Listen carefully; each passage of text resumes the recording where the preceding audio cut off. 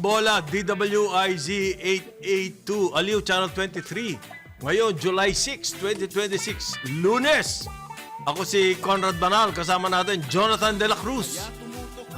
Good morning sa iyo, Good Jonathan. morning. Si Parin Joel po ay nararatay sa... meron po konting karamdaman. Oh. Bukas daw, babalik na siya. Magandang umaga ulit sa inyong lahat. Mapapanood, mapapakinggan ang Karambola sa aming news website www.dwiz882am.com. I-download DWIZ 882 app. Pwede nyo po kaming i-text 0966-465-8485. Live din ang Karambola sa DWIZ 882 Facebook at YouTube. Follow, subscribe, like, share, and comment. Mapapanood din ang Karambola nationwide sa Digital Free TV Aliw Channel 23. Meron tayo sa Signal 23, Sulit TV 25, Satellite 23, at TV Plus 27, GMA for the Box 25. Good morning, Jonathan. Morning. Magandang umaga po sa ating lahat. Maayong buntag na imbaga bigat. Ayun. Lalo na doon sa mga fans ni Alex Ayala. Yes. Grabe yung ginawa ni Alex. Matindi. Maganda yung photo, Yung dumadive. Grabe, Ang ganda ng photo na yun. Grabe yung ano na yun. Dumayb, para lang makuha yung bola. So ngayon, ang nauuso pong taguri kay Alex Ayala ay true grit. Yung talagang buong loob, tapang at lahat. At lumalaban. Pero aside po dyan sa kanyang fighting spirit, Magandang kanyang personalidad. bukod doon, personalidad, lahat na po support ng Filipino community. Inaanyayahan ko kayo, tignan din yung kanyang kakayahan sa tennis, Yes. yung kanyang technique, yung kanyang strategy, kung paano siya nag-a-adjust in the middle of the game. Merong ganun Maganda po yun. ang mga desisyon. Okay? In other words, si Alex Ayala ay may talent. Napag-isip. Tapos Hindi- may strategy, gumagamit ng utak. Hindi basta-basta. Ang mababasa mo kasi ngayon sa social media ay puro tapang. Puro ay puro tapang. grit. Ay at lakas ng loob. Hindi lang lakas ng loob. Napakaganda po ng ano pa yun? Pangasar. napakaganda ng technicals ni Alex. Yes. Meron akong isang nasa gasa. Yan. Grabe siya. Ayan, talagang yan. Grit yan. Talagang hindi bumibigay. May isang analysis na napakaganda. Inanalyze niya paano tinalo ni Alex. Itong Yung dalawang si Joint at saka si Swiatek. Yung Polish pronunciation ng kanyang pangalan Swiatek. is Swiatek. Ano yan? Iga is Yan Swiatek. yan ang reigning champion. Ng Wimbledon. Ng Wimbledon. Tama ka. Oo. Inanalyze po. I will invite you to search yung pong article ni Troy Santos. Si Troy Santos ay New York-based. Bureau chief po ng aming sister publication. Ang Business Mirror. Okay? Nabantayan niya yung mga laban ni Alex Ayala. At mukhang nakakaintindi ng Tennis. itong si Troy Santos. I-search nyo po yung kanyang article. At anong sinasabi ni Troy? Maganda kasi binago ni Alex. In the middle of the game, Yung kanyang... pwede siyang Nag-adjust. patataasin niya yung tira niya. Nag-adjust Height siya. ng tira. Yung angle ng tira. Iba-iba. Tapos yung kanyang halimbawang return ay may mga pectus. Lumiliko yung mga tira. Technically sound po ang tennis ni Alex Ayala. And let's not shortchange her. Oo. Kasi ang lumalabas ngayon, puro lang siya. Tapang, pagmamahal sa bayan, importante yun. Pareho. Importante. But I want you to take a look. Yung pong kanyang galing. Magaling siya. Yung galing niya sa test. Hindi naman kasi pwede puro Tsaka pag-iisip, nag-ano siya mayroon siyang, Hindi naman pwedeng puro sipag at tiyaga lang. ano yan, mayroon siyang discernment in the middle of the game. Binabago niya. Binabago niya. Maganda po yung analysis sa Troy Santos. I-search nyo siya, Business Mirror. May maganda siyang article.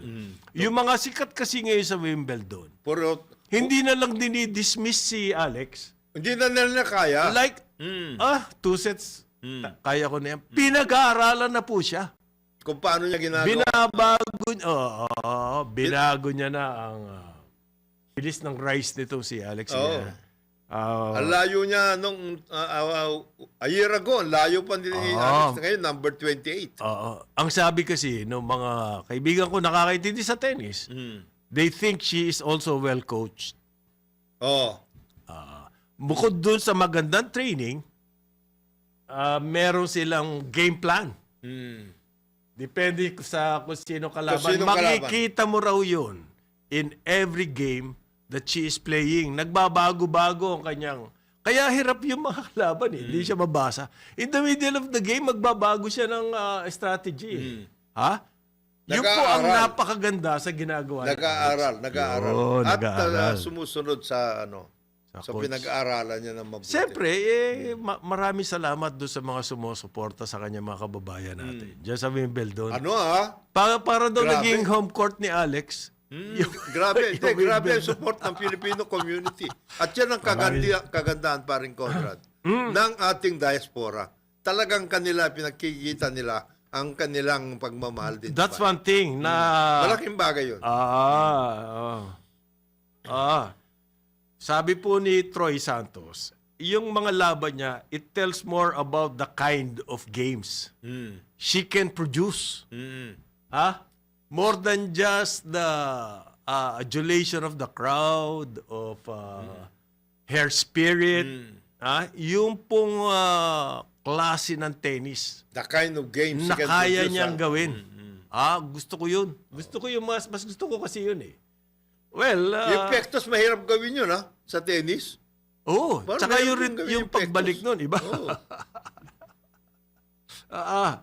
Parang sa ping-pong lang, mumektos ka, hirap eh. Hirap ang balik nun, kagad. Nakalaban niya na yun si Joint eh. Talo siya dyan. Sa New York. Pati itong Si Swiatek, tinalo niya rin yan. Sa Miami Open ata yun. I'm not sure. One of those. Hindi po mga... Kasi ito, 1,000 to eh. Itong Wimbledon. Yung mga iba sinalihan ni Alex yun, 250 points, 500. Ganyan. Ibig sabihin ng points na yun, pag nanalo ka doon, ganun kalaki ang idadagdag mong points. Sa iyong ranking. Sa iyong ranking. Ano naman advantage ng ranking? Pinaliliwanag ko lang sa mga kababayan natin para po mas masarapan kayo sa pagsubaybay sa laban ni Alex. Yung career ranking kasi, kung mas mataas ang ranking mo, sa simula ng tournament, medyo hindi ka itatapat sa mga kasinggaling mo. Kagad. 1, 2, 3, 4, ang mga kalabang po niyan, mga Muna. pipitsugin. Yun ang advantage ng ranking. ranking, yeah. So ngayon, ang ganda ng performance ni Alex, tataas na ang kanyang ranking. So yung mga susunod na mga tournament na lalabanan niya, yung mga umpisang kalaban niya, Hindi na siya papagurin. hindi mabibig kamukha ngayon, bibigat ng kalaban. Simula pa lang. Pinapagod siya ngayon eh. Yung round of 16, pag nakalusot siya rito, ay quarterfinals na. Yung narating niya ngayon, wala pang Pilipino nakarating dyan. In the open era, open ng tennis. Wala pa. Siya pa lang. Kung makarating siya sa round of, yung quarterfinals, mas lalo. Malaking bagay yun. Malaking maigi. Bantayan po natin si Alex at ating suporta. Pagdasal natin siya. Yan. Ngayon, Pag-importante. meron po tayong special coverage. Parang Jonathan. Magdadasal din tayo ngayon, parang Conrad eh. Kasi Magdadasal umpisa ngayon nito ng impeachment trial ni BP. Sana maging maayos, matrabaho at hindi natin gagamitin That's ito another milestone for in other Philippine things. history. Okay? Kaya meron po kami message sama-sama tayong tumutok sa simula ng impeachment trial ni Vice President Sara Duterte. Ngayong araw na ito po masisimulan yan. Sa DWIZ 882, impeachment trial special coverage. Live po yan. Papanood nyo. At Aliw Channel 23. Aliw Channel 23. Mula 1:00 ng hapon and onwards. At sa DWIZ News TV. 5:00 po yan ng hapon naman. Tayo rin may special coverage sa radio. DWIZ 882. Ang live coverage po natin ng impeachment trial ay makikita rin sa mga social media accounts ng DWIZ. Katulad ng Facebook at YouTube. Kaya halina kayo, makiisa at makibahagi sa DWIZ 882 Impeachment Trial Special Coverage. Para po yan sa boses ng Pilipino. Nagbabalita ng todong lakas sa bagong tunog ng DWIZ 882. Hindi, bahagi ito ng ating kasaysayan at medyo, napaka-importante na kaya ng binabanggit ko pa rin, Conrad, magdasal tayo para sa ating bayan para lampasan natin itong mga pagsubok na ganito. Marami po significance itong trial na to, okay? Pwede nyo sabihin, maybe we're overreading it. Pero talagang relevant po to. Very Kasi ang sinasabi, bakit Vice President ang nahaharap sa isang impeachment trial? Vice President lang yan eh. Wala nga kapangyarihan yan. Walang everything. Spare tire yan. Spare tire. True. Vice President nga lang si VP Sara Duterte. Pero tignan niyo po yung katayuan. Siya lang ang unang-unang nagdeklara na kakandidato siya pagka-presidente sa 2028. Nandito ra. Yeah. So therefore, itong trial na to ay hindi lamang trial niya bilang vice-presidente.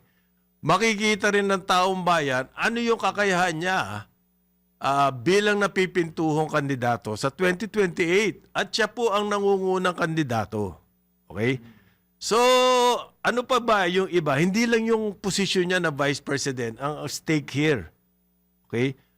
Ang kasama po dyan sa mga factors na yan ay yung kanyang prospect sa 2028. Okay? Manalo, matalo ang Vice President dito sa trial na to, sa ganang akin, ay may epekto yan sa kanyang 2028. Pag natalo siya,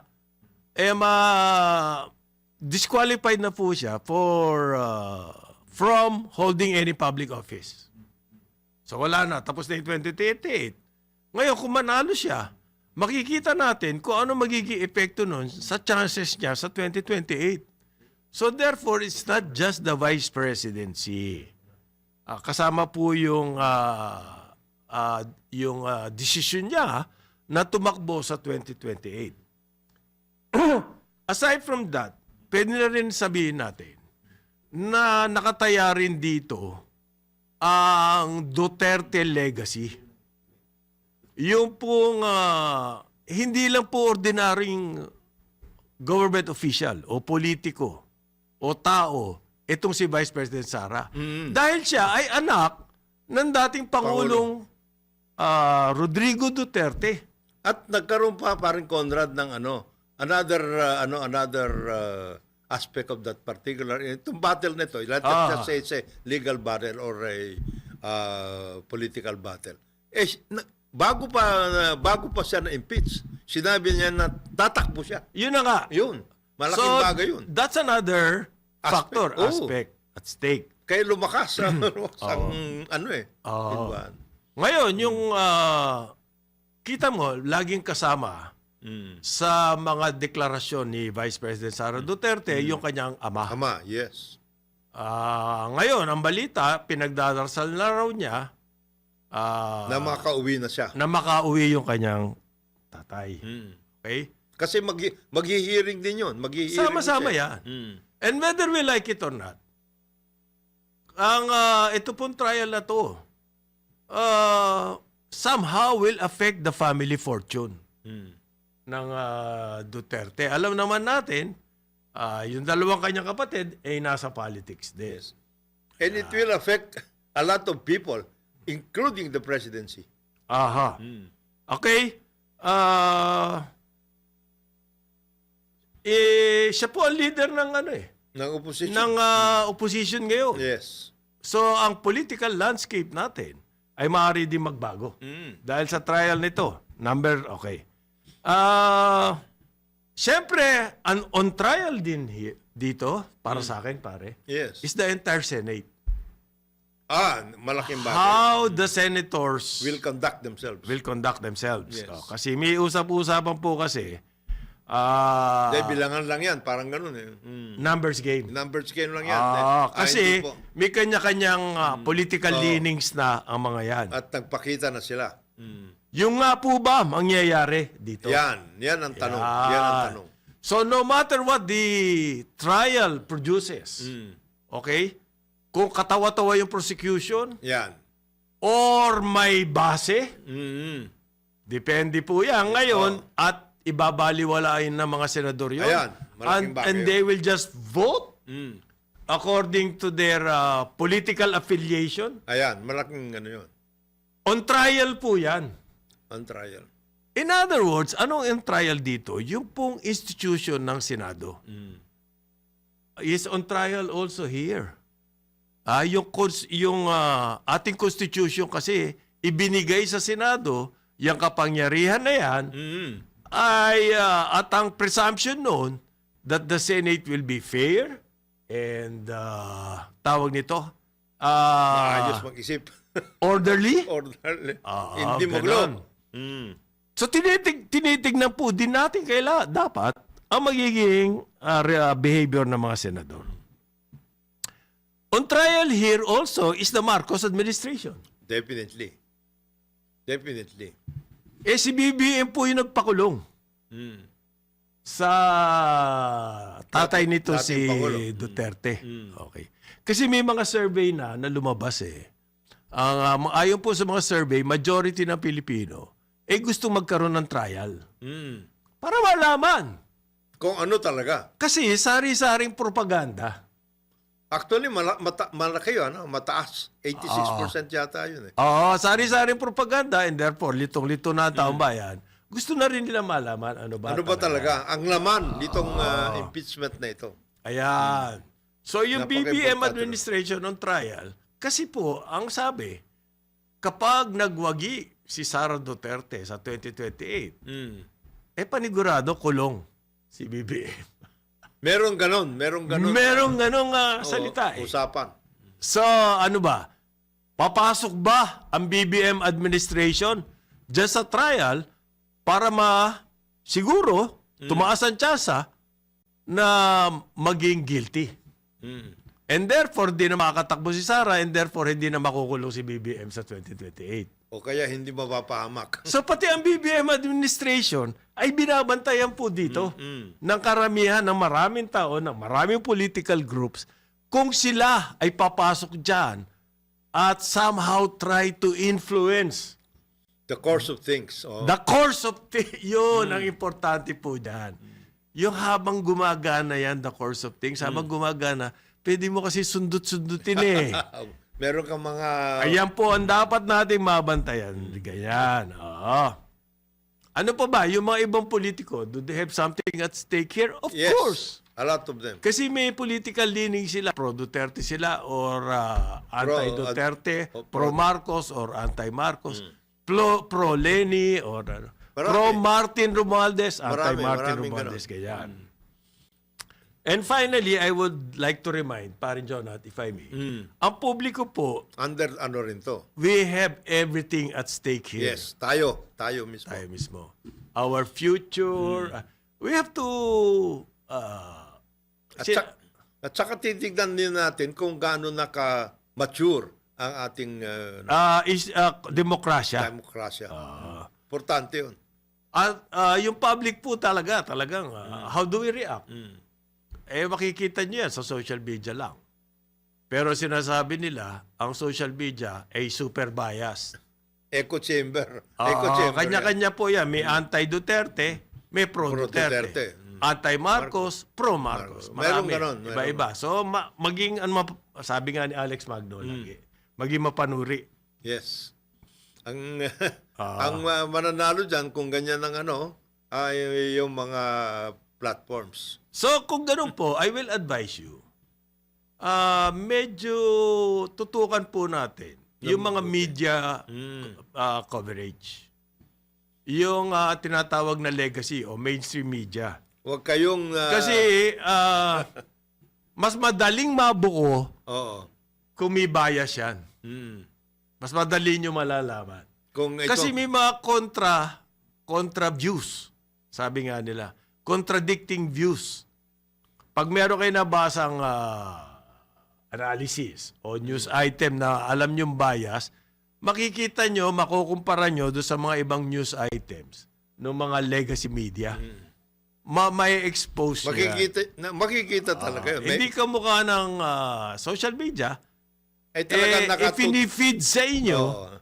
yung mga akala ng AI na gusto nyong mabasa. Yung group 1 ninyo. Kumbaga, parang ginagawa tayo robot niyan. Herd mentality. Oo. Herd mentality tayo. Importanteng makita makikita ng tapay. Yung ba'y katotohanan o hindi katotohanan? Okay. Yan. Eto pa rin, Jonathan, yung first day, it's all about the rules and procedures. Yes. Today po, so hindi gaano mabigat yan. Administrative yan. At saka kung paano yung arrangement dyan sa mga pumupunta sa Senado, pasok, lahat yun. First day yan. First yung day. rules and procedures, yung mga ganyan. Pero sa akin, pare, itong araw na to, you set up po sa labas ng building. Yes. Yes. Kasi may factor yan, parin Jonah. Malaking bagay yun. To influence, or to show public support or disgust over this whole sordid affair of a trial ng Vice President. May mga usap-usapan po or threat, if you want to call it, na manggugulo dyan. May manggugulo. Ganito. Yun na lang sa loob mismo ng Senado, paring Conrad. Manggugulo ba yung mga sila Alan Peter? Hindi. Yung na lang issue na nga, na si SP, Sherwin ang presiding officer, di siyempre, may mga nagsasabi, hindi niya kaya nga rin yan. Bakit hindi? Hindi ka. Yung nga, ibig sabihin. Ibig niyo ba sabihin, ano ba to? Tambay? O what? Hindi, maraming ganon. Dami na naging experience niya. Naging congressman na yan. Naging mayor. Okay? Nagpatakbo ng negosyo. Pwede bang hindi niya alam yung kung paano. Ano ibig mo sabihin? Tambay lang yan? Alam mo na. Sabi nga nila, gagawa ng issue. good choice siya kasi they think he's very neutral. Yes, fair. Marami po nagsasabi, level-headed, neutral. Okay. Hindi madaling, unang-una, hindi siya madaling buyuin. Pangalawa, hindi siya madaling takutin. May takutan ba dyan? Meron. Kung bigla kang gaganong-ganon Oo, baka magkatakutan doon sa labas. Ang sabi po ng prosecution, itong buong linggo na to ay kanilang ilalabas na lahat ng ebidensya. Kumbaga, kasi ganyan po ang trial eh. Hindi pwedeng surprise. Oo, hindi. Walang element of surprise. Hindi kagaya ng mga hearings lang. Ay mga hearings lang po, merong si surprise witness, mga ganon. surprise babasahin. Yan. Ganon. Yan, mga ganon. Hindi ganon. Ito talagang ilalahad po lahat dyan. Ilalatag. Yan ang sistema dyan. Ilalahad nila lahat. Para yung defensa naman, meron silang panahon para sagutin yung mga ebidensya na ihahain daw. Itong buong linggong ito, mukhang yun ang doon nakatutok. Doon nakatutok ang mga prosecution. At saka dadami ang mga nandyan na nagpapaliwanag. Kaya titignan din ninyo kung sino-sino yung mga nagsasalita. Oo. Nagpapaliwanag o nanlalabo. Pwedeng ganun eh. Nag-imbes na magpalinaw, nanghihito pa eh. Nanghihito sila. Di ba? At saka alam naman natin talaga, aandar yung political machinery Sigurado yun. Sigurado. ng Vice President. Dahil marami siya supporters. Oo. Ngayon, babantayan natin dito sa Carambola kung makikita natin yung kamay ng Malacanang. Oo, Yan po ay paninigurado. I will assure you, pag nangyari yan, we will report on it. at yung kamay ng iba't ibang interest. Maraming interest na involved dito eh. Ha? Maraming Ano yung interest. octopus? Octopus, oo, marami to. May business Yung mga interest. galamay? May political interest, may business, marami. Ay, marami negosyo na kinabang kasi nung panahon ni President Marami Duterte. dito. And therefore, May outside interest. Oh, marami rin yan. US? US, China. China? One word. Because ang Pilipinas po ay nasa gitna ng malaking sa geopolitics. Nandito tayo eh. By We're reason right of in the our middle of it. by reason Yung of our China-Taiwan geography. issue. Geography tayo. Tayo po ang... Nasa gitna. Nasa gitna tayo. Nasa gitna niyan. Kasama na rin US. Mm. Japan. Yan. Sino pa? China, US, And Japan. Europe. The whole Europe. Nandito. Okay. Kasama lahat. Australia. Balikan natin yung topic na yan. 8:30 ng umaga, DWIZ 882. Aliw, Channel 23. Karambola sa DWIZ 882. Balik tayo, Karambola, DWIZ 882. Aliw, Channel 23. Patuloy po tayo sa ating komentaryo on the trial of Vice President Sara Duterte. Nasa linya natin on Zoom ang isa po sa mga counsel ng Vice President dito sa kanyang trial, si Attorney Salvador Paulo Panelo Jr. Yan. Good morning. Good morning, Attorney. Good morning po sa inyo lahat. Good morning po, Sir Jonathan, Sir Conrad. Good morning. To clarify lang sir, hindi po ako abogado ni VP Sara for the impeachment trial. Yeah. Ayun. Hindi po tayo kasama doon sa impeachment defense team, pero abogado po tayo ni VP Sara doon sa kaso niya laban kay Madriaga at yung mga susunod. I see. But Pero kasama you pa rin get kayo. involved in the preparation po ba sa defense ng dito sa trial na to? Very limited, sir. Meron lang kaming konting intersection doon kay Madriaga. So we've turned over all of the evidence we gathered against Madriaga to the impeachment defense team. Pero hanggang doon lang po. But still you are aware on a personal level, not on a professional level, on a personal level, on the issues regarding the impeachment. Yes, of course. Okay. Ano po ba yung main, sa tingin nyo, na main defense nitong SARAC team, SARAC camp? Well, meron naman silang defense for each and every article. Maybe we can go through it one by one. Yes, sir. Based on what we've seen, ang pinakauna dyan is yung, I think ang unahin ng prosecution is yung grave threats. Yun ang, parang from the reports I've seen, the prosecution has manifested that they're going to present that article first, yung grave threats against President Marcos, First Lady Lisa Marcos, and the former Speaker Martin Romualdez. Yan yung article number 4 eh. Yeah. So, So, para sa akin, it's interesting to see why they think they should do that first. Kasi kung matatandaan nyo dun sa impeachment ni Corona, ni former Chief Justice Corona, marami ding marami ding articles. yes. But they focused on the SALN. And then they decided not to even present the other articles anymore. Okay.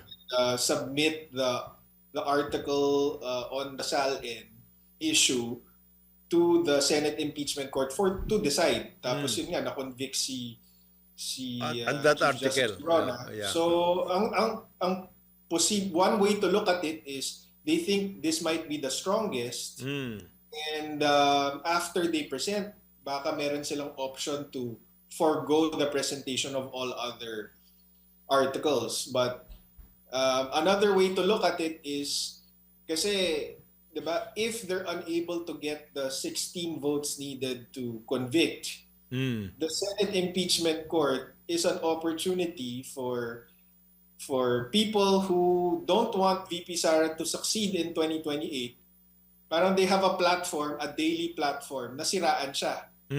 So pwede ring wala silang plano at all to stop at one article. So Yeah. inuna nila yung medyo mahina. Okay. So there are two ways of Pwede looking rin. at it. Pwedeng ganon. O pwede rin namang pang-shock ano nila to. Okay. Kumbaga, Oo. Pero ang main defense, I saw the answer, no? So they have their defense. Ang pinaka what struck as the most important to me is the context of how it was said and when it was said and yes, what of course. question that preceded the statement. So nung sinabi kasi ni VP Sara, merong tanong sa kanya which was, ano ang balak mong gawin or ano ang gagawin mo considering merong reports of so-called Operation Romanov where the government now is plotting to assassinate her. Parang that was the context of the question eh. Yung threat kay BBM.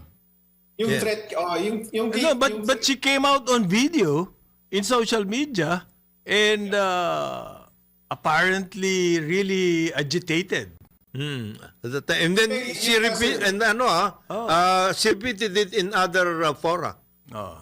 That's what I'm saying. The right before she said it, May the context, question mayroong to her- sinabi. May nangyari. May nangyari. May question sa kanya yung isang participant dun sa Zoom call okay. which was, Okay. merong threat sa buhay mo Anong gagawin mo? Parang ganon. called Operation Romanov. And basically, VP Sara confirmed that she received the same reports and not to worry because meron din siyang planong sarili niya. Just in case. So ako, parang ang tingin ko doon is if the government is plotting against your life, di ba? And you can't report to the government kasi sila nga mismo yung may May threat plot. sa buhay mo. Parang what can you do? So tingin ko, kumbaga it's a bluff. Na sige, gawin nyo to. Gagawin ko rin to. Pero, Kasi hindi Pero sa tingin mo mahina yung Mahina yan. yung first article na yan na sinasabi. Mahina yan. As far as Oo, kasi aside from what I said, no, parang have we actually even heard from the president, the first lady, and the former speaker that they were actually threatened by it? Have we even heard that? Kasi mukhang hindi naman sila yung offended party dapat eh. But I haven't heard them say anything that they felt threatened. May Kasi- text dito, attorney. Anong tingin mo daw? Kaya gusto ipapatay ni Vice President Sara Duterte si BBM para siya na maging presidente. Hindi ba ganun pwedeng angle? Doon sa prosecution naman. Power grab, lalabas. Yeah, wala. At tingin ko wala namang basehan kasi walang ganon. Wala, no? Parang if she were so concerned about grabbing power now, That was not the way to do it. well, obviously At hindi niya sasabihin in public. Yes, of course. Hindi niya Oo, sasabihin. at saka sir, diba, ang daming mga kilos protesta. Yes. Past 2 years, she hasn't participated in any of them. Kasi may na-chismis na power grab even before all these things happen. Na nag-organize daw ng coup. Yung Duterte camp. Yun yung umugong-ugong nun eh. Related ba to? Diyan sa first article Na iniisip na na. sinasabi mo. Well, so far, wala naman. silang na ganun. Hindi ma-link ng prosecution. Kamo. Hindi pwedeng Sa House impeachment hearings, wala pong ganun. hindi lumabas. Okay. Straightforward. No context was provided, not even the question that preceded the statement. So wala pong ganong context. Yung sa since you are the one who represented the BP in the Madriaga thing, ano ba talaga yung Madriaga na yun? Ano yung sitwasyon na yun? Oo nga. Kasi kindly explain to gagamitin us. daw Gagamitin daw Briefly. yun. Gagamitin daw, sabi nila. Well, matagal ko na pong sinasabi na si Ramil Madriaga is the best witness for VP Sara's defense. Okay. Napakasinungaling po niyan. And true enough, if you receive the reports a few weeks ago, Ramil Madriaga was listed as one of the defense's witnesses. Kasi lahat po ng sinasabi niyang alleged involvement niya, Hostile witness siya. with VP Sara, wala pong katotohanan. The only truth na sinabi niya doon sa testimonya niya is that he was one of 1,000 of supporters for VP Sara during the 2022 campaign. Pero was he really a supporter? Yes, and the vice president does not even dispute that. What she disputes is the fact that they have a personal or professional Yes, a close relationship. Napakadami pong syempre volunteers and campaign supporters. Hindi po niya yan kilala lahat. Attorney, paano kaya maipakikita yung sinasabi nyo na pinakasinungaling na nilalang ito doon sa trial? Paano po kayang, is there a way? Really, tactic? Or Gagamitin siyang defense witness sasabihin or you just question the character of the man? Kailangan ata mag-present ng evidence na yung sinabi niya, mali. Ito ang tama. The only way to say the testimony is wrong is by showing what is right. What is the real correct. Is a counter testimony. Nag-file po kami ng perjury complaint laban kay Ramil Madriaga sa Office of the City Prosecutor of Taguig. And Okay. we presented all of the evidence there. All 300 pages worth of evidence, and that's all with the defense. So, nandun lahat yun? Ha? Nandun lahat yun? Hindi, pero pwede bang ilatag mo lang, attorney. Kung ano ba talaga sinabi niya? Ano ba? Ano yung mga pinagsasabi niya? Ito for example lang, sir. Ito, Sir Jonathan. Kunyari, sabi niya na itong Isip Pilipinas is kasi ito campaign support group. Yes. Isip Pilipinas. Inday Sara is my president, Pilipinas. Ang sabi ni Madriaga is pinabuo daw sa kanya to ni VP Sara. Sa kanya mismo Sa kanya mismo Sa kanya pinabuo. mismo. Oo. And that in 2020 or 2021 and prior to that, he has been working with the Vice President since 2018. At ang nag-introduce daw sa kanya is itong si former President Duterte dahil nagtrabaho daw siya sa PSG. Okay. So number one, we secured the certification from the PSG, Presidential Security Group, now Presidential Security Command, na walang Ramil Madriaga ever sa kanilang roster. Number one. number one. Agad ka. So, booking na agad? Booking agad. Tapos number two, meron kaming testimony from a current ombudsman prosecutor na kaibigan ni Ramil Madriaga at former professor naman ni Vice President Sara sa San Sebastian Law. Ang testimony niya is hindi talaga magkakilala itong si Madriaga at si VP Sara, and in fact for the first kung natatandaan nyo, COVID po noon di ba? Yes. Yung interaction with campaign supporters were primarily through Zoom meetings, virtual meetings. So, ang nag-organize ng first virtual meeting between Isip Pilipinas led by Ramil Madriaga and Vice President Sara is itong ombudsman prosecutor na si Ryan Kilala. Ayun. So, ibig sabihin, diba, it's not true na matagal na siyang nagtatrabaho kay VP In Sara. 2018, mga ganon. At inutos sa kanya itong buuin itong Isip Pilipinas because otherwise, hindi niya kailangan dumaan dito kay prosecutor Ryan Kilala. para i-organize yung first virtual. Meron ka bang information, attorney, sino sumususi dyan kay Madriaga kung Madriaga. sakaling meron man? Meron kaming mga clue. Ang isa sa mga biggest clue, ito may ebidensya to, Sir Conrad, Sir Jonathan. Merong text message itong si Madriaga to Lieutenant Colonel Nolasco one of the Aid. security personnel Yes. of the Vice President. Ang sinasabi niya doon is, Lieutenant Nolasco, sabihin mo na lang na yung confidential funds binigay mo sa akin, ako na lang magpapaliwanag kung saan ko ginamit or saan ko dinala. Kasi sabi niya, kasi gagawin akong state witness. Huwag kang mag-alala sa akin, makakalabas ako ng kulungan, gagawin akong state witness. Ikaw, baka di ka makalabas kung hindi ka tutulong. Parang ganon. Tapos, sa bandang dulo ng text message niya, sabi doon, galit na galit si BBM kay VP Sara, ayaw niya lang pahalata. So, yun ang clue namin, di ba? So, either someone working for BBM or someone aligned with BBM's interest. Pero attorney, sabi mo nga, walang napakasinungaling na tao yan eh. How can we be sure that he was telling the truth doon sa text na yun? Kung binobola niya rin yun si Colonel Nolasco. Oh. Pwede rin, pero so yun yung clue. That was just the clue. Sa umpisa, ang klaro doon is he was trying to convince Nolasco to commit perjury, diba?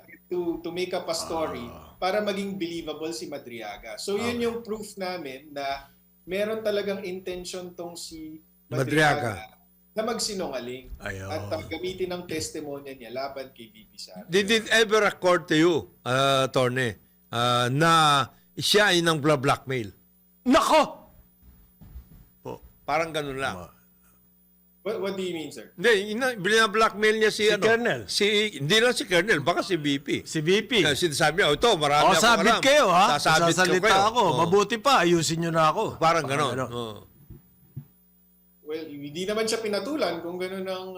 Intention niya. Intention niya. Tama. siya pinatulan. Yung regarding the bank account, ang ano po kasi pinagsasabi sa business community, which is an important sector of our society, Right. ang tinitignan po nila kasi, yung ALMC report tungkol sa bank account, yung joint account nung mag-asawang Mans, At saka Sara. Carpio at Sara Duterte. Oo. Meron po bang, Sa tingin ba nyo, sa tingin niyo ba, may lakas may yun? lakas ba yun? Sa akin, wala eh. Kasi, and I'm surprised that this hasn't received the publicity that it deserves. No? But the AMLC, kasi diba, kung matatandaan nyo, sabi dun sa AMLC report, may 6.7 billion na in total transactions. Yes. And of course, ang sabi ng defense is, hindi naman yan, it doesn't show yung laman ng salin kasi yung total transactions, labas-pasok yan. Hindi naman yan yung kung ano yung perang dapat i-declare mo sa salin. So, Pero bakit wala yung bank account na yun sa SALN, attorney? Ay, hindi. Kasi yung salin naman, sir, hindi mo naman po i-detail kung ano yung mga accounts. Kung ano lang yung cash mo? Ano lang yung cash mo, total Ayun, cash mo. okay. Pero ang mahalaga dito, sir, is yung AMLC report. Ito, I think I'm at liberty to share this because this was already publicized by the lawyer of Attorney Mans Carpio. Doon sa 6.7 billion in total transactions, Yes. 2 billion of that was a result of a system error of BPI. Anong nangyari? May client si Attorney Mans Carpio na binayaran siya ng legal fees for 2 million.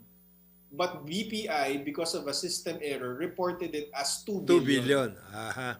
So, and based on the document that I saw, nandun din siya sa AMLC report.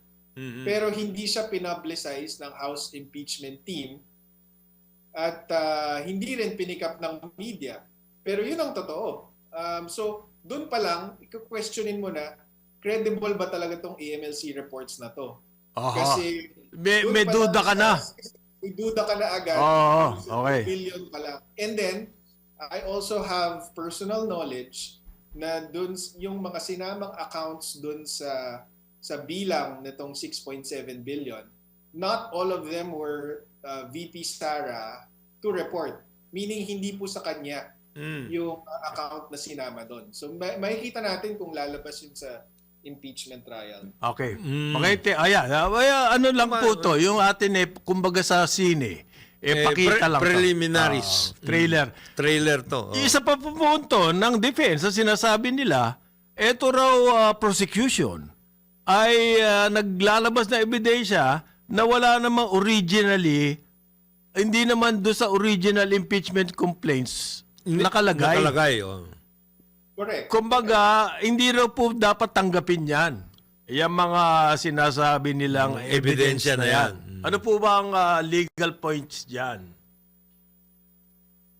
Sa akin may punto yun. May punto na parang the House impeachment team, their job dun sa House Justice Committee was just to assess whether the complaints were sufficient in form and substance and to test the credibility of the evidence they presented. Pero ang nangyari po dun sa House Justice Committee is nagpasok sila ng bagong evidence that are not even mentioned in the impeachment complaints that form the basis of the articles of impeachment. Ayan. So meron pong basis to argue that the impeachment process violated the Constitution, the due process rules, at inakyat na po nila yan sa Supreme Court. Ang problema is, itong Supreme Court, hindi naman po umaksyon.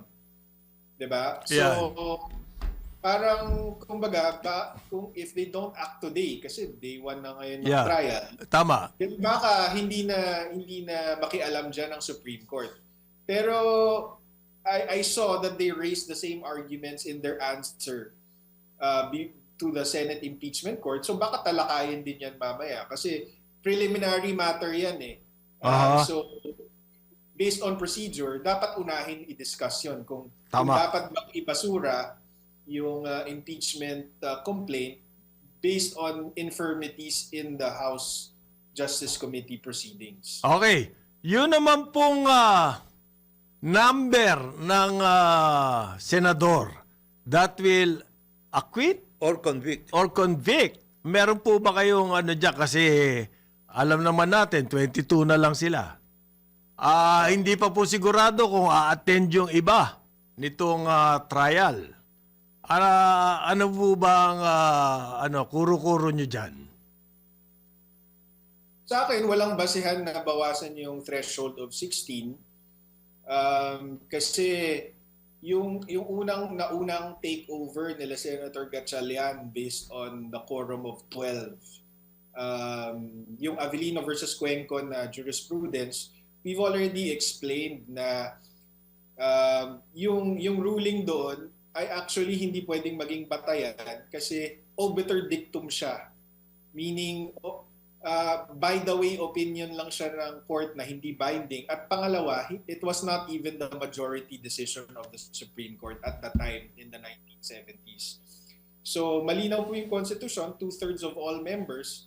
So as long as Senator Bato, Senator Jinggoy, and apparently pati itong padating si Senator Marcoleta, as long as they remain members of the Senate, 16 yan. They haven't been 16 yan to convict. Kailangan 16 talaga. May nagsasabi kasi na hindi naman sila nakapag-participate sa trial eh. Paano sila magboboto? Ang danger po kasi dyan, and mukhang yun na nga po yung nangyayari, is kung ganun po ang magiging reasoning natin, all the sitting president has to do to control the Senate and the Senate impeachment court is yun nga, to file non-bailable cases against members of the opposition in the Senate para mabawasan yung mga boto laban sa interes ng Malacanang. So, yun ang danger doon at yun ang palagay ko kapag umabot yung tanong na yan sa Supreme Court, hindi yan palalampasin ng Supreme Court. Kasi it's so dangerous, di ba? Parang all the sitting president has to do is to file non-bailable cases against the minority in the Senate para mabawasan yung conviction threshold. And it leads to a ridiculous situation where the Senate can be a quorum of 1. Diba? Kasi kung kinasuhan niya yung 23 ng non-bailable plunder cases, So, ang Lahat yung kulong. kahit isang senador can constitute a quorum. Diba? It's ridiculous eh. Aha. Oo, So, tama. So, yan ang mga, well, anyway, yan Mga yung mga factors po yan. ano? mga Ipag-uusapan preliminaries. natin. Oo. Kasi itong araw na ito, essentially administrative and preliminaries ang pag-uusapan. Last point, attorney, yung 1-year ban, on, impeachment. It's in the Constitution eh. Is it still an issue? Dito po ngayon Will it sa be an issue? trial na Yeah. to. Personally, I don't think it is. Pero yung impeachment defense team has included it In their answer. Yes. Ang katwiran nila is, kasi 4 na impeachment complaints po itong second set of impeachment complaints, hindi ba po? So, Para suki na si Sara.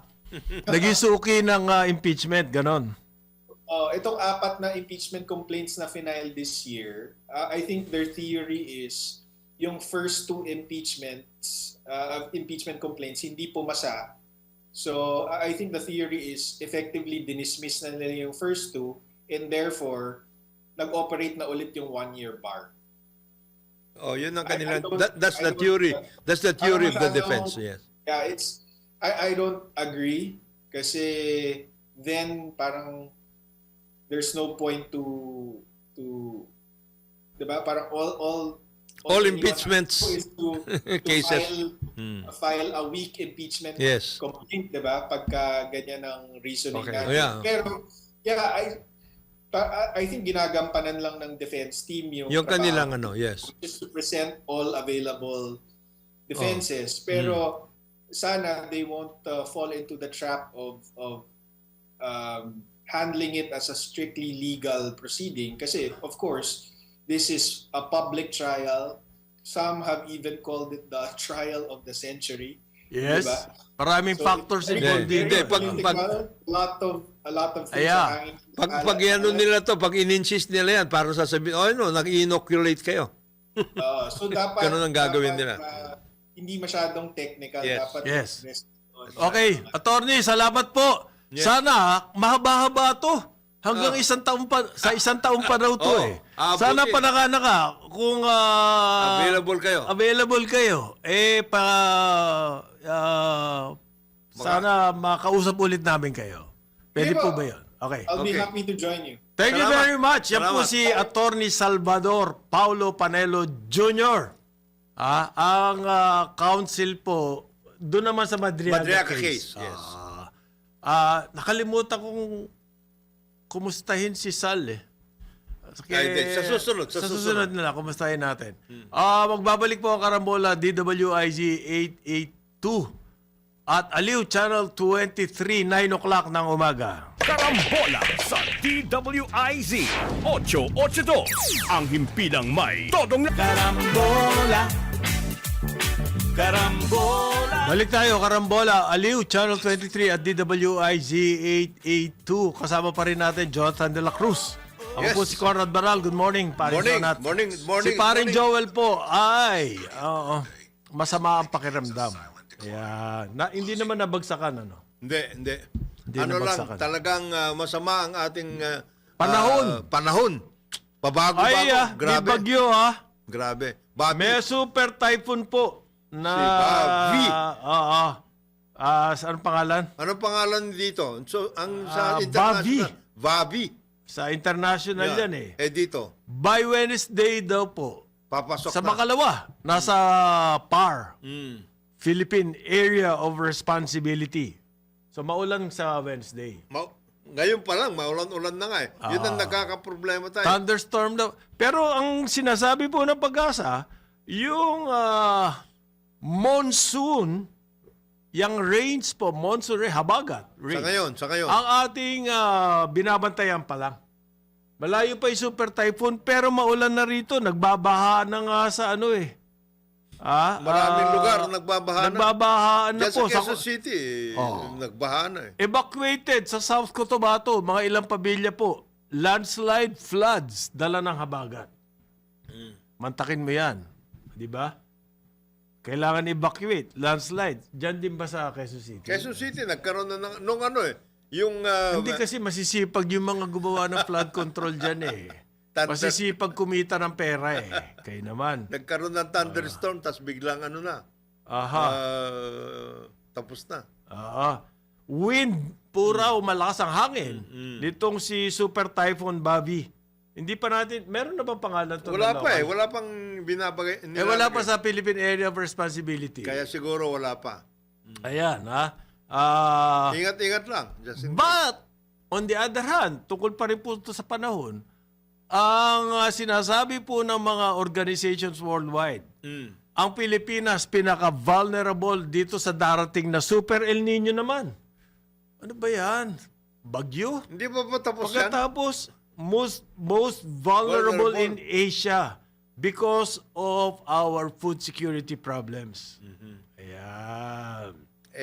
Ilan? Sabi po ng ANZ Research. Ayan. More than a year na natin pinagsasabihan Food price sensitivity remains high. Oy, King of the Road. Ano na nga ba? Meron. Ano meron? Meron Meron formula dyan. Anong formula? Gamitin natin ang pera natin para mag-import. Ayun, galing. Sabi po ni King of the Road, si Agriculture Secretary Salvador, ang pinag-uusapan niya po ngayon, yung budget next year. Francisco Chulaurel Jr., King of the Road. Pinag-uusapan nyo na yung budget for next year. Yan ang press release nyo. What about this Yung year? budget ngayon, hindi nyo pa nagagawa yung mga farm-to-market roads. Ano ba yan? Tsaka ibang mga programa nyo. Ano ba nangyayari? Hindi natin naintindihan eh. Sabi nga ng presidente, sinabihan ko na siya, mahiya kayo eh. Hindi daw sila nahiya. Kasama kaya dyan yung mga cabinet members sa mga kailangan mahiya? Hindi nyo nagagampanan ng inyong mga gawain. Hindi nga. Oo nga naman. Bakit hindi? Nagkakaproblema. Alam mo, gusto kong malaman, paring Conrad, kung meron na nag-analyze tungkol sa usage ng budget. Kasi malaki yung budget natin this year. Wala pa. Underspending, lumala po noong second quarter. Yan ang sinabi sa akin nung isang involved dyan sa Development Budget Coordinating Committee. DBCC. Ina-analyze ngayon Ang sama na nung first quarter spending, lalong sumama nung second quarter. Kaya sinasabi ng presidente, ngayong third quarter kailangan bumawi. Ang problema ngayong third quarter ay tagulan. Ayan, may super typhoon, ayan, may El Nino. Parang sana kung no first quarter ginastos yan, nagkaroon ng mga water impounding projects. Yung sinasabi ko sa iyo, Smiley, parang dali-daling gawin nun eh. Simpleng-simple. Mga farmers, ayan. 220 billion daw ang gusto ni Laurel na budget for 2027. Boss, bago mo asikasuhin yung 2027. Yung 2026, ilan na nagamit ninyo doon sa budget nyo? Nagamit pa sa tama yan? Aba, ano ba malay niya? Hindi niya naman... Hindi naman niya tinututukan yun? Hindi naman niya... Iba ba ang tinututukan niya? Press release lang ito eh. Press release lang ito eh. Ano ba naman yan? Okay? Ano ba nangyayari dyan? Pwede ba yun? Pwede, hindi pwede yun. Hindi pwede yun. Okay. Hindi ko alam kung makakausap natin yung... Ito naman po, nasa prosecution team. Meron tayong inanyayahan kasi kanina ang ating kinausap ay yung abogado ni Sara. Although wala siya sa defense Wala siya team. formally sa defense Dahil ang team. defense team ay Fortune Narbasa. Yun ang naka-balandra. Naka-front po yun eh. Yung, ano to? Fortune Narbasa. Narbasa Salazar. Yun. Fortune Narbasa Salazar. Yan po Fortune Narbasa Salazar. Yan din ang naging abogado ni Erap. Tama ba yun? One of the. Kasi ang main abogado noon ni Presidente Erap si dating Justice Secretary and Solicitor General Estelito Mendoza. Yun. Okay. Marami rin mga Ito tanong po eh. volunteers dyan sa defense team. A-attend ba yung mga lahat na senador? Actually, yun ang isang tanong. Kasi meron pang ano tong si... Hindi pa nag-a-attend yung iba eh. Si Cayetano, meron pa siya sinasabi, mawawalan daw po ng saysayang trial na yan hanggat hindi nagdedesisyon ang Supreme Court tungkol ano ba talaga ang majority ng Senado. Bakit Parang meron pang pahiwatig. bakit naman ganun mag-isip tong Ay, wala ka magagawa, kulot eh. Hindi po. Walang kinalaman yung pagkakulot niya rin. Wala. Biro lang yun. ang, Hindi raw magiging, ano yan, walang ibig sabihin, walang saysay. may risk. Ano ibig niya sabihin ng risk? Wala.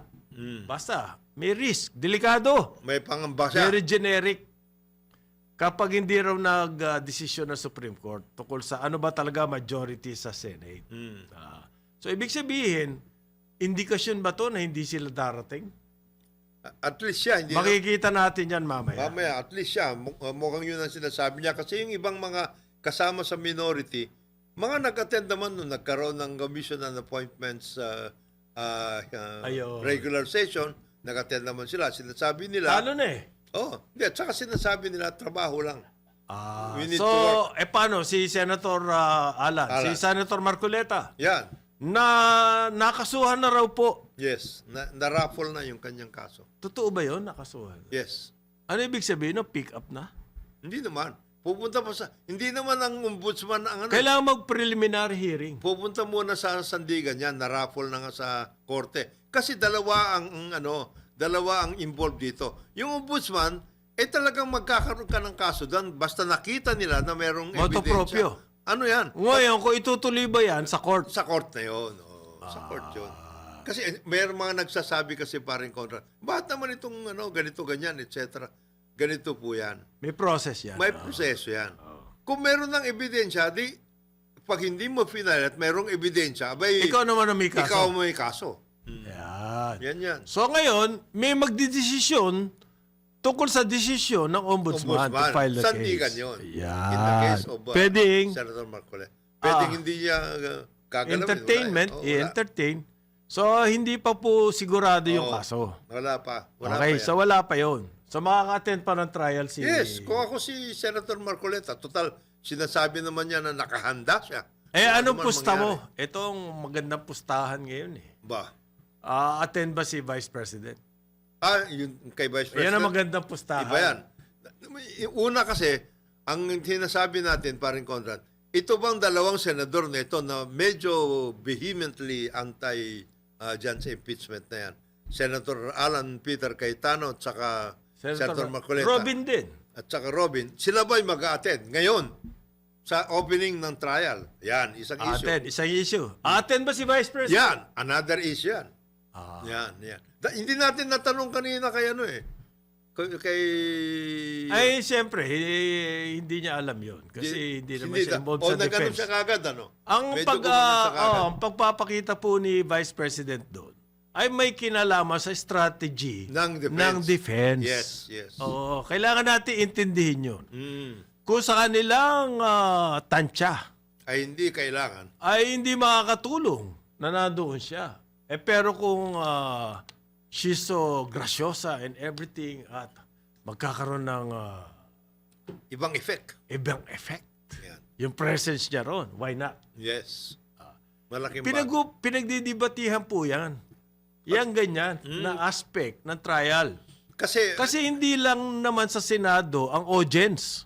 mas malaki Ang pa buong Pilipinas, At saka maski buong nga mundo. abroad eh. Buong mundo. Maski nga abroad Buong eh, mundo. audience dyan. So, may kinalaman ba yun? Paano, Jonah? Yes, Di ba? Meron. malaking bagay yun. Malaking bagay po. Kasi, unang-una, Ngayon, kung siya ay magte-testify, isa pa yun. another issue. Another issue. Iba yung magpakita lang siya, o sumilip, hindi natin alam yun. Silip ha? Oo.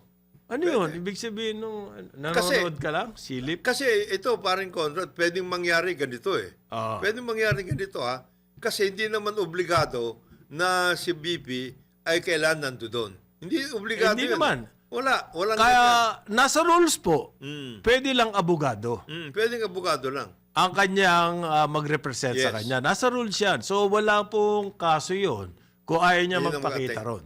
Doon Kaya sa trial. pinag-uusapan dito, anong advantage Kung siya ay pupunta. Kung siya ay pupunta at hindi pupunta, Yes. yan ang pinag-uusapan. Ngayon, Nasa defense na po yan. pwede rin mangyaring gawin ng defense. Ito, paring Conrad. Ito naman, ano lang natin, pinag-uusapan lang natin.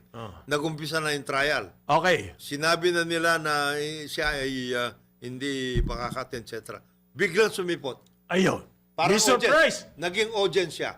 Ayan. Surprise. Yan. Pagkakaguluhan siya doon. Yan. Ibang effect din yun. At magiging media event yun. Yes. Yan. Yan. Ngayon, kung may mga supporters sa labas, Yan. Another ay issue. maaaring ano yun. Oh, yes. Maraming pwedeng pagpuntahan. Maraming In other pwedeng words, kung ano mangyayari rito. Lalo na, parang may tinatawag tayo na parang confluence of events ito. Sapagkat nag-umpisa ngayon, July 6. Dapat natin malaman na July 27, SONA. Ayun. Yan ang mga May factor confluence, din yan. May Pare, yan ang mga SONA. mag-aabot mag-aabot yung mga Aha. activities na ganyan. Sinasabi kasi nila, politically motivated. Yan. Itong impeachment ni Sara. Kung may politically motivated, kailangan gumanti ka, politics din. Meron ka ibig ring sabihin, galaw, meron ka ring galaw. Mahina yung response nyo. Oo.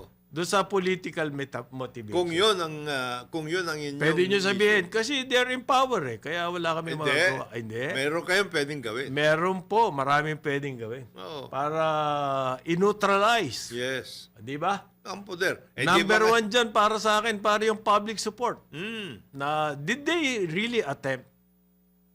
They've been, well, actually, Merong pwede natin sabihin parang Conrad. merong feeble attempt. They've been attempting over the past year or so. Feeble.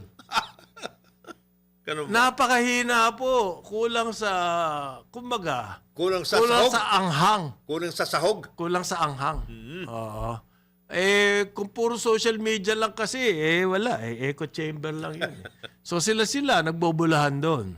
Meron kayong Ang kailangan yung kunin ay yung mga, sabi ng survey, yung mga wala pa desisyon tungkol dito sa politics nitong impeachment. Yun ang hindi nila nakuha. nakukuha hanggang ngayon. According to surveys after surveys, ganyan po ang nangyari. Kasi yung pinag-uusap, Sino ba na mahala ng comms ni BP? malalaki, magagaling yung mga yan. Saan? Sino? Paano magaling yun? Kompletong-kompleto yun eh. Ito, Kung sino-sino lang uhugin yung mga... yung sinasabi natin pare Conrad na tungkol sa talagang pwersa, malalakas, versus yung mga mahihina at lahat. Marami na nangyari sa history. David versus Goliath. Matindi yun. Matindi yun. Matindi. Tapos yung mga friends, Vietnam versus US. Ayan. Hindi, France muna versus Vietnam. Vietnam tinalo yung France. Vietnam maraming versus ganun. US. Tinalo. Marami. Kahit nasa sa pagtaktika, parang Alex Ayala kayo dapat. Magaling kayong Meron ng lakas ng loob. Yes. Will to win. Yeah. At meron pang technique. Technique, yan. Kombinasyon yan. Oo. Training yan, technique na yan. Nasa At ang mga- pagdadala ninyo yan. Nasa... Hindi Ngayon, meron po ba tayo maaasahan doon sa mga senador? Ayan, another issue. Okay. Ang sabi nila, meron na diyang veterano dahil nakaranas na ng trial noong kay Chief Justice Renato Corona. Yes. Ano po yan? Mga 15 years ago nangyari yan. At yung trial na yun ay nagkaroon po talaga ng division. It's a very divisive. Nagkakaaway nga po magkakamag-anak dahil sa trial na yun. Doon sa amin nga, yung mga barkada ko, kaliwat kanan ng debate tungkol dyan. Do we expect the same intensity? Maaari. Kasi at that time, parang Conrad, Kasi yung pong kay Corona, halatang pakulo. yes, ng administrasyon. Halatang-halata yun. Halatang-halata. Dito ba, meron kayong makikitang ganon? Sinyales na pakulo ni BBM. As a matter of fact, nung bago pa na-impeach si dating Chief Justice Corona. Renato Corona. Ang tingin ng tao, walang ibig sabihin yung impeachment na yun eh. Oo. Kasi ang president nun nagkaroon ng ruling ng Supreme Court tungkol sa Luisita. Nagkaroon nga ng ng issue afterwards. Kung saan dinala yung DAP, una PDAP eh. Yes. Tapos yung DAP na 240 billion. Billion. Disbursement Acceleration Program ang tawag doon. Kasi hindi makagamit ng pera, napakalaki ng budget. Nandiyan na yung pera, hindi magamit-gamit ng mga ahensya. Ginawa, Disbursement Acceleration Program. Nagkataon lang daw na nag-i-impeach sila. 240. Nag-i-impeach sila nung ginawa yon. In public, sinabi po na administrasyon, hindi naman, 11% lang yung Oo. napunta sa mga senador. Aba, Ng 249 in billion. time with the impeachment, galing. No. Hindi naman lahat yung 240. Oo, hindi. 11% lang. Yeah. Ay, may element ng ganon. Kaya makikita natin yung kamay ng administrasyon doon sa Gumalaw. process. Galaw na galaw. Dito babantayan natin yan. Sisiguraduhin ko sa inyo, babantayan po ng karambola. Kung gagalaw yung kamay ng administrasyon. As a matter of fact, kung natatanda mo pa rin, Conrad, nung impeachment trial na yun, meron pa nagsabi na may 2 sugo ang Malacanang. Sugo? Oo. Para kausapin si Chief Justice. Sugo, ha? Oo. Anong para kausapin? Anong gustong Ang resulta? gusto Mabalik yung hacienda? Reverse? Ano naman? Mamasahe. ang mamasahe desisyon. mo naman yung decision. Pare mahirap magmasahe ng desisyon. Natapos na. Yan lamang ang masasabi ko. Pero lang, kung napakakapal mo, garapal, nasa loob na ng libro ng Supreme Court, tapos binukas pa Yan. para ma-reverse yung desisyon. Parang yung nangyari dyan sa Cebu. Ha? Di ba? Nagkaroon ng bidding po sa power plant. At ang nanalo ay hindi yung inaasahang manalo. Nabigla sila. Malaking power company natalo sa bidding. Paano nangyari yun? Yan yung issue. Yan. Ang ginawa, pumunta sa Supreme Court. Ayun. At sinabi, hindi tama yung bidding. Sabi ng desisyon ng Supreme Court, tama, mali. Hindi dapat ganun ang Hindi nangyari. dapat ganun nangyari. So, lumabas na yun. Na-enter na sa book. Ibig sabihin po nun, mag-bidding uli. Binukas yung libro. Hindi pala, sabi ng Supreme Court, ang nanalo pala ito. Ito. Ayan. Paano yung Supreme Court magdidesisyon Na kung ganun. sino nanalo sa bidding? At nakakahiya yun, talagang garapalan yun. Pare ba? Sarado na, nailista na Nabuksan sa pa. books, nabuksan pa. At nanalo pa itong higanting power company na to. Sikat po yan sa business. Alam na alam niya kung paano lakarin ang mga kaso. Okay? Yun lamang ang kaso na nalaman kong tapos na, nabuksan pa. Baka ang isip ng administrasyon ng panahon ni Corona, pwede mangyari yon. Baka. Baka. Ang tangyari nga. Sobrang lakas na, Sobra. nakakahiya yun. Sobra. Lahat na abogado, ikinahihiya yung pagyayari yun. Okay. Break muna tayo. Break tayo. Ano na bang oras? 9:30 na. 9:30 na. Ng umaga, Aliw, Channel 23 at DWIZ 882. Karambola sa DWIZ 882. Ang himpilang may todong lakas.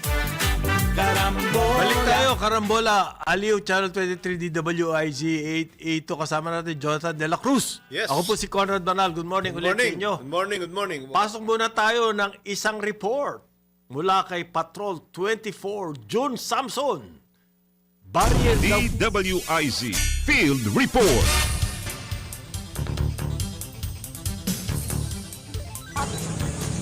Pasado alas 8 ngayong umaga ay makikita na nagdadagdag ng barrier dito sa Jokno Boulevard, sa harap yan mismo, itong gusali ng Senado.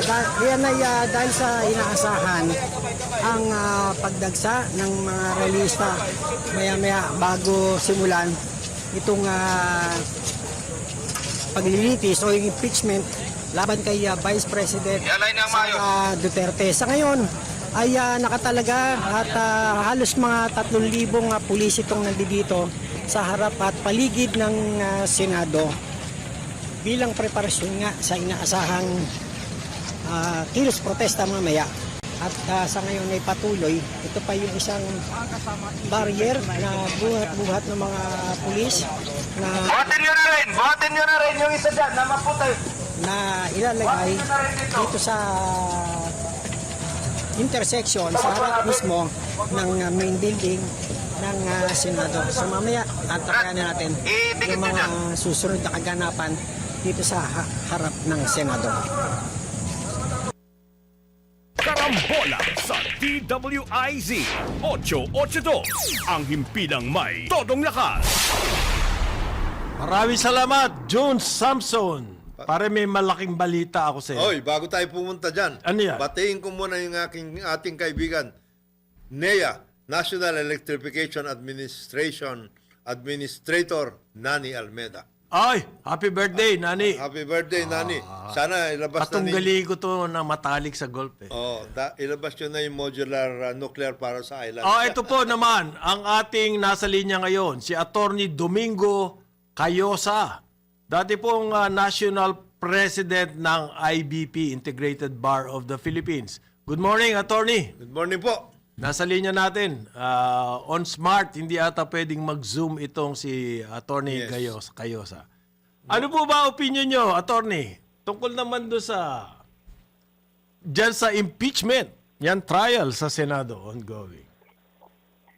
Ano ba ang tingin nyo? Yung pong sinasabi Good morning. tungkol doon sa sinasabi ni Cayetano na kailangan magdesisyon muna ang Supreme Court tungkol sa ano ba talaga ang majority Yung threshold. ng majority ng Senado, kung hindi raw po walang kwenta. Risk. Risk. May risk dyan Yan sa trial. Well, sa tingin ko ho ay dapat tuloy na yung paglilitis. Sa ganon, magkaalaman na talaga ano ba ang katotohanan at may pananagutan ba yung nasasaktan. So yung mga preliminary issues na yan or even vertical issues, hindi dapat rason na naman yan para maantala yung paglilitis. Sapagkat yung pagdidelay ho hindi nakakatulong sa taong bayan para malaman ang katotohanan, hindi rin maganda para sa akusado na nababasiran ng controversy ang pangalan niya, hindi rin maganda para sa prosecution na gustong matapos na ito. At hindi rin alinsunod sa konstitusyon na nagsasabing dapat pagdating sa impeachment, ito ho ay summary o hanggat maaari matapos sa lamang madaling panahon. Yes. So yung tungkol dyan sa threshold na whether to convict or acquit, should not stand in the way of it. Talagang full-blown trial. It should not and cannot. Sapagkat yung panukala ni Senator Cayetano, hindi ho pwede yan sapagkat wala pa namang justiciable case. Masyadong theoretica. Hindi naman natin alam kung anong magiging boto. Malay natin, unanimous sila na i-acquit o kaya unanimous sila na i-convict. Kasi nga, pati ng ebidensya. Hindi pa natin alam yan. At saka, sino yung agreed party? Hindi pa natin. So, hindi dapat pinapangunahan at hindi dapat gawin rason na naman yan para maantala yung paglilitis. Ilabas na ko yung katotohanan ng kabilang panig at husgahan. Okay. At kung sino Sabi-sabi po kasi, Attorney, ginagamit daw po yan numero ng Senado para mapadali yung conviction. Kung maipababa yung mga numero ng boto, Yung threshold. yung threshold, mas madali-dali maipakonvict. Yun po kasi ang sinasabi. Paano po ba sasagutin yon? Claim na yon. Pero yung ganyan hong posisyon, meron ka ng desisyon o meron ka ng pinapaswating na resulta. That's not fair. Dapat at this stage, huwag mo na Yes. kanya mag-prejudge, di ba? Yes. Ilabas mo na lahat ng ebidensya, mga argumento. Pakita mo na natin lahat bago So, mag-judge. Kasi kung yun yes. ang sasabihin mo, may prejudgment ka na. May hindi nakakatulong yan sa abusado. Aha. Tama rin naman.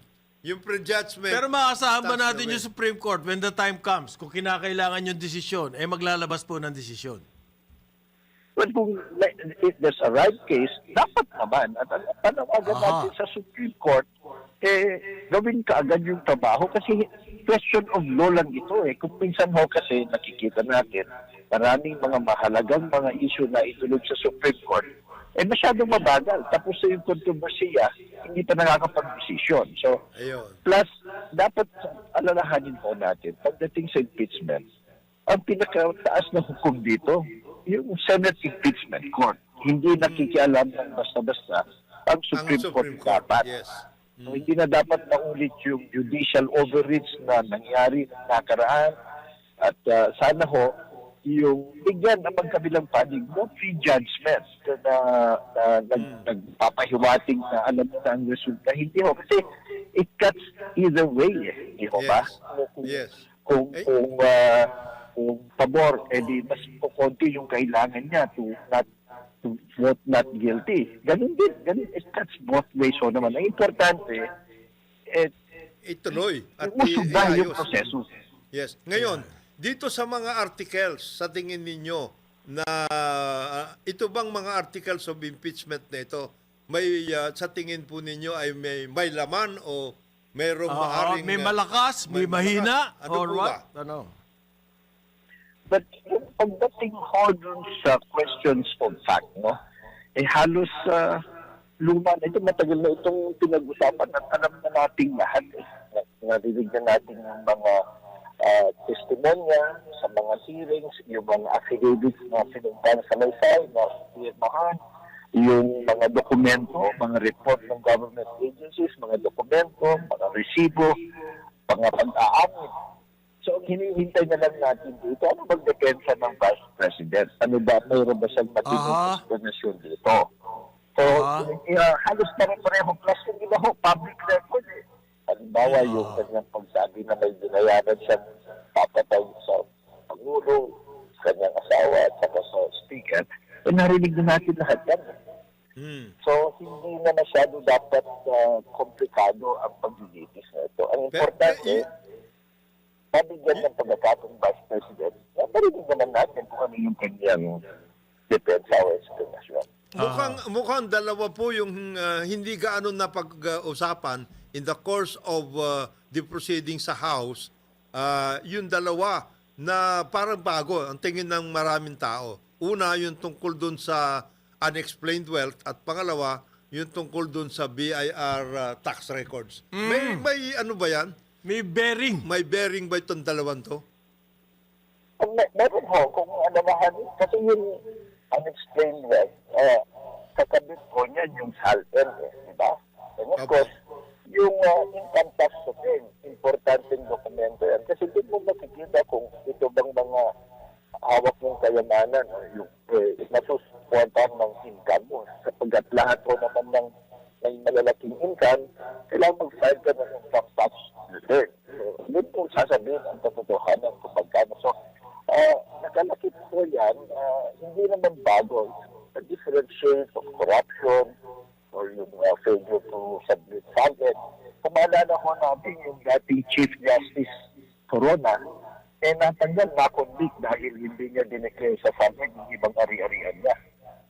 So, ang simple lang po yan. So, ngayon, kung merong magandang rason o explanation, yung Vice President, naririnig natin ngayon. Huwag pa ako sana ang idala yan.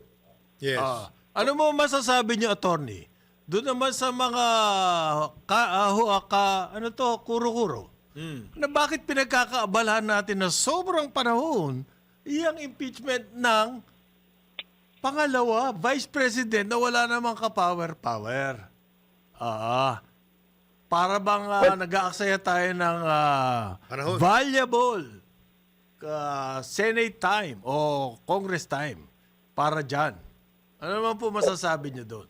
Dahil kasi nga sa politics daw yan. Tama ko yung una na masyadong matagal na ito kasi naantalo yung una tapos may mga pagdinig ba. So medyo matagal na nga ako. Pero ito ho kasi yung impeachment ay napakahalagang parte ng ating saligang batas na mekanismo for accountability of high government officials. Ngayon bang na sila dahil matataas sa posisyon nila, mataas ang level ng ating expectation sa kanila at nangunguna din sila na sumunod sa batas. So ngayon, napakahalaga ito. So, totoo, maraming mga importante rin mga dapat gawin.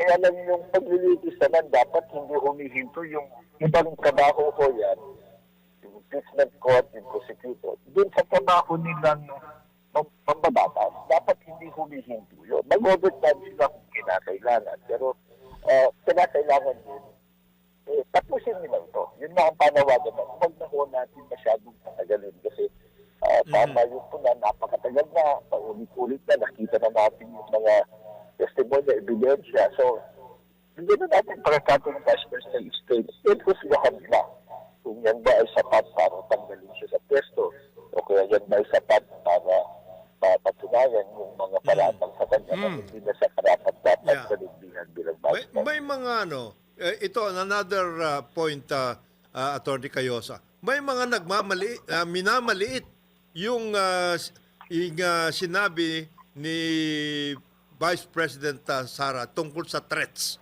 Meron bang ibig sabihin talaga yung threats na binitawan niya on public display pa nga yan?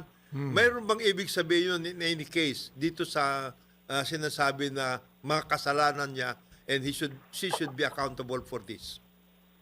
Kung yung pagsabi ho niya ng threat, it's a forgotten. Talaga namang may sinabi siya. Yan ay nasa publiko, nakita na ng lahat yung video. Ang mahalaga lang, malaman yung kanyang depensa dito, yung kanyang explanation. Kasi bilang isang mamamayan, lalo na tumatas na opisyal ka, hindi mo dapat ginagawa yun. So, maraming salamat. Ano ba ito? Okay. Thank you po, attorney. Sa Susunod, tawagan ulit namin kayo kasi mahaba-haba pa to.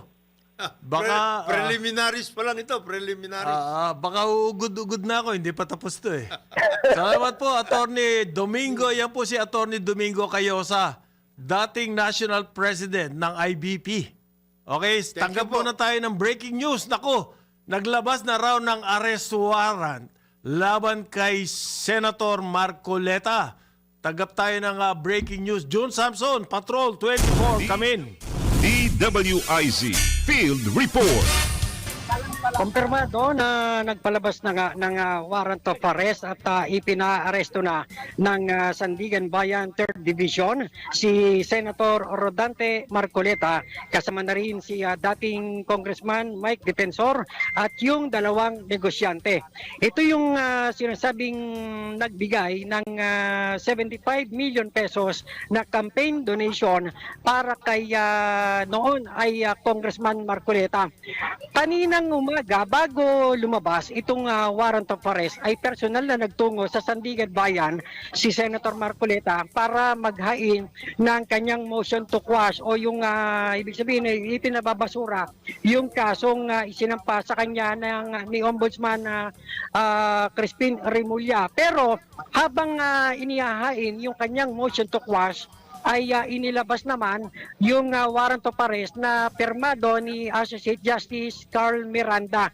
At sa anumang oras o sumandaling ito ay maaari nang arestuhin si Senator Rodante Marcoleta. Ibig sabihin ay mababawasan na naman yung isang senador na dadalo dito naman sa isasagawang impeachment trial laban kay Vice President Sara Duterte. So ang tabayanan ang mga susunod pang kaganapan sa Sandigan Bayan at maging dito sa mataas na kapulungan o dito sa Senado. Para sa Boses ng Pilipino, nagbabalita ng Todong Lakas, Patrol 24, June Samson sa bagong tunog ng DWIZ 882. Karambola sa DWIZ 882. Ang himpilang may todong lakas. Maraming salamat, June Samson, Patrol 24. Nako, pare. Breaking news, breaking news. Paano ba yan? 22, 21 na lang. Parang blackjack 20. Pero, Paano ba yan? Yun pa rin naman eh. Hanggang... Hindi, ibig sabihin po na naglabas ng arrest warrant, arestuin na siya. Pwede na siya mag-bail. Pwede. Magpresenta sila. Hindi petition. po immediately kulong. Oh, hindi. Petition. Although yung plunder kasi, walang bail yun. Yes. Non-bailable offense yan Yung mga arrest warrant, ibig sabihin kulong na. Hindi, punta muna sila. Magpakita sila sa sandigan before the sandigan. Hindi kayo... Huwag kayong magsaldiko. ala bato. Bato? Wala namang arrest warrant dito si Bato. Si Saldico meron. Si Bato, doon sa Netherlands. ICC. Wala. Huwag kayong makipaghabulan. Punta na Tsaka kayo nagpa-practice na raw para mapabilis ang takbo ni Senator Bato. Oo. Para nagpapakondisyon daw po. Yes. Para kung sakaling kailangan siyang bumoto, Ay, madali siya makapasok. Esquerda. Meron ako gustong pansinin, pare. Yes. Maliit na balita, pero nakakatawa po. Ang ating pinakamamahal na Philippine Competition Commission. Hoy, napaka-importanteng agency niya. Oo nga, pero walang silbi to eh. Walang silbi. Wala. Walang kasilbi-silbi. Oo. Eto po, may binabanatan sila. Ano daw? Cartel daw. Antitrust. Yung scuba diving dyan sa Boracay. Oh. Nagdesisyon po, antitrust regulation. Ang yan PCC. daw, ang PCC, ay sinasabi nila, yung Boracay business ng scuba shops, BIBAS, mga member niyan po daw ay kartel. Ayun. So, pinagbabayad sila ng multa na Magkano? mahigit 2 milyon. Ayun. Grabe Mabigat naman. mabigat na antitrust issue. Laking Talagang, bagay nito. Dapat yung mga cartel dive na yan. shops. Walang iniwan to doon sa, Yan tungkol doon sa... 8990. Oo. 8990 po, Housing Corporation yan. Developer Pero po maliit ito. na subdivision. Developer. Etong kumpanya na to, nagtalaga ng provider ng cable. Para sa subdivision. Tibid para doon sa subdivision. Oo. Nagalit ang PCC, pare. Bakit naman nagtalaga ka kagad? Ano daw yan? Cartel yan. Monopoly. Oh, It's monopoly. against the rules. Ng competition. Tinira. Antitrust ka. Ayan. Yan. Multa. Etong sa Boracay, Walang pinag-iba daw. multa kayo, 2 million. Kayong lahat ng mga scuba diving Wow! group dyan. Life-changing po yan. Mga sobrang... Transformative. Ang lako! Napakalaking bagay Ang po. laking bagay Lako niya. po! Oo. Magkakahalo ang balat sa tinalupan dito. Dito sa scuba Ay, diving nako. operations. Diyan sa Boracay, huwag ninyong solohin, huwag ninyong kontrolin. Walang kartel. Diving, ha? Ewan ko, ilan lang ba customer nito mga dives?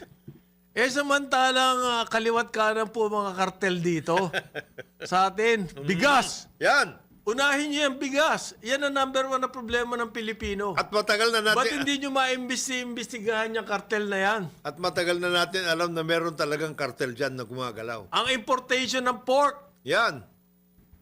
PCC. Yung mga internet, hindi ba kartel yung mga hinay?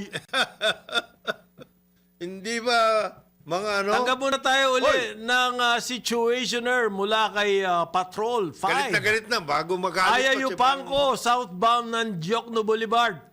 Papasok sa area ng Senado. Abay, sarado na rin po. Kami in Aya. DWIZ Field Report. Sarado na rin itong southbound ng Diokno Boulevard. Papasok ng area ng Senado. Kaya doon sa mga motorista ay maghanap na muna kayo ng alternatibong daan sapagkat ito, inaharang na. Hinahanapan ng ID ang bawat motorista na pinadadaan kung sila ba ay merong ID ng Senado. Yan ang sitwasyon ngayon dito sa aming kinaroonan na yung mga motorista na galing ng CCP complex ay hindi na po kayo makakatawid ng Jokno Boulevard sapagkat ito'y isinaro na sa daloy ng trapiko. So sa ngayon, north and southbound ng Jokno Boulevard ay sarado na sa daloy ng trapiko. At makikita nyo na nakadeploy na ang napakaraming mga kagawad ng Philippine National Police na sinasabing nga nila na aabot daw ito sa 6,000 ang itinalaga dito sa paligid ng gusali ng Senado para magbigay ng seguridad sa unang araw ng isasagawang impeachment trial laban kay BP Sara Duterte. Antabayan po mga ibang kaganapan para sa boses ng Pilipino. Nagbabalita ng todo lakas. Patrol number 5, Ayaw Yupangko para sa bagong tunog ng DWIC 882. Karambola sa DWIZ 882. Ang himpilang may todong lakas. Maraming salamat, Aya. Hindi lang tayo marinig. Alam mo, Meron ka ba gusto tanong? Hindi, tatanungin ko, saan sila dadaan? Dapat naman sinasabi Ng MMDA. MMDA. Kung saan daan. Oo, Dito na lang kayo dumaan. Dito kayo dadaan, papunta kayo sa South, ito. Asa ka pa Papunta sa MMDA. Ikaw talaga.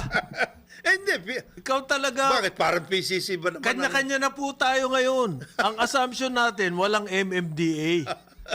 Isa yan sa mga... Parang ito. Parang yan? Nagalit na naman ang LTFRB. Nako, Galit na galit. Kayo mga driver, ha? daan-daan kayo. Ay, nako, wag daw kayo mag-vlog, vlog.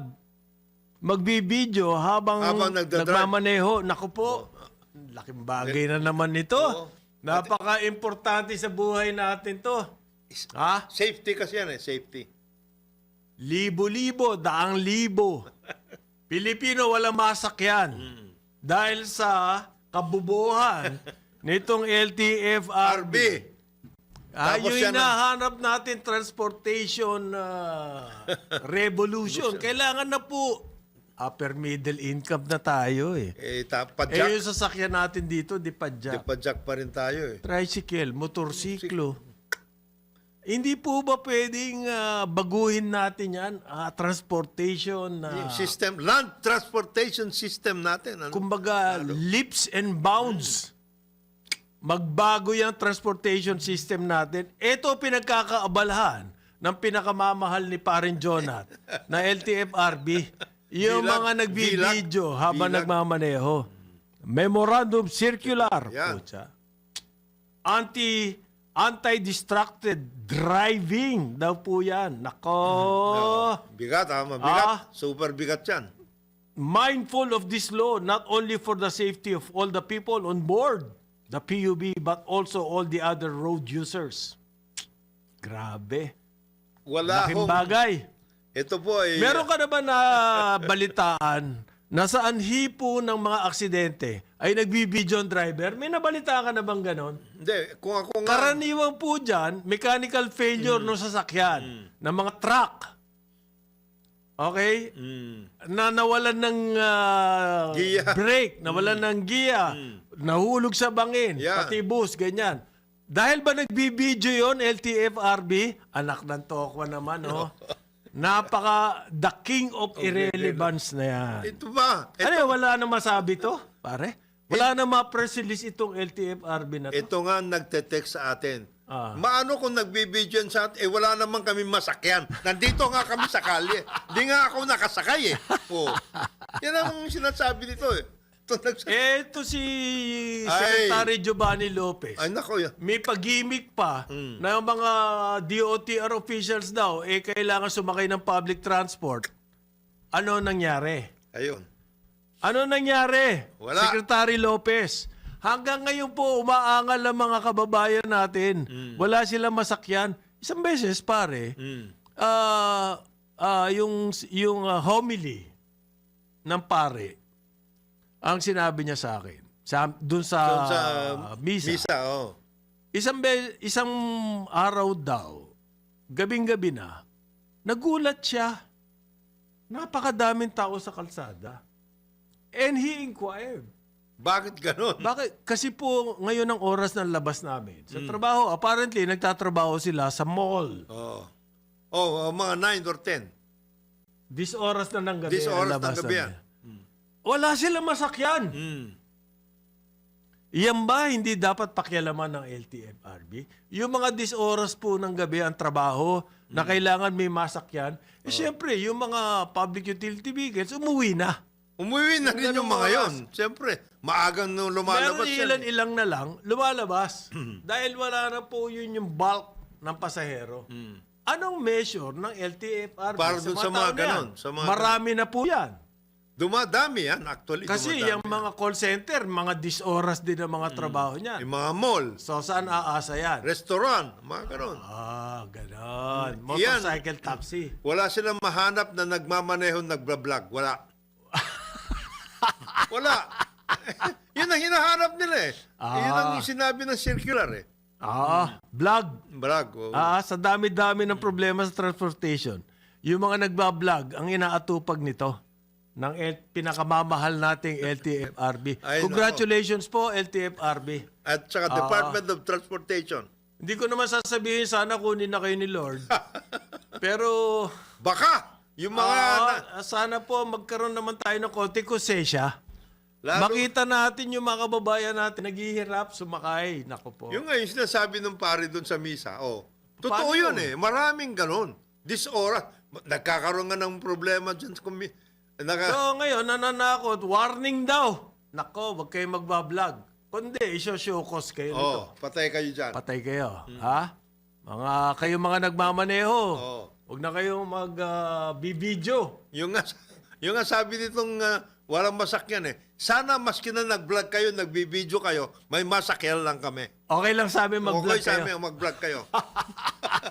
Sa ngalan po ni Jonathan de la Cruz, Joel Laksamana, ako si Conrad Banal, Karambola, DWIZ 882, Aliw, Channel 23. Pero ngayon, Ito na.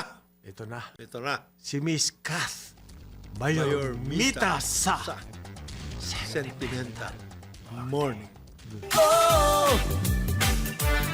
Karambola. Karambola sa DWIZ. Programang sasaluhin ng iba't ibang isyu at mga balita. Karambola sa DWIZ. Matalinong usapan na naiintindihan kahit ng masa. Matalinong usapan na walang pinapanigan. Matalinong usapan na walang kinatatakutan. Karambola sa DWIZ. Kasama sina Jonathan de la Cruz, Conrad Banal at Joel Laksamana at ang kanilang mga matitinding bisita. Karambola, usapang pinag-iisipan, tatalakayin, hihimayin. Karambola sa DWIZ. Lunes hanggang Biyernes, alas 8 hanggang alas 10 ng umaga. Dito lang sa DWIZ 882. Ang himpilang may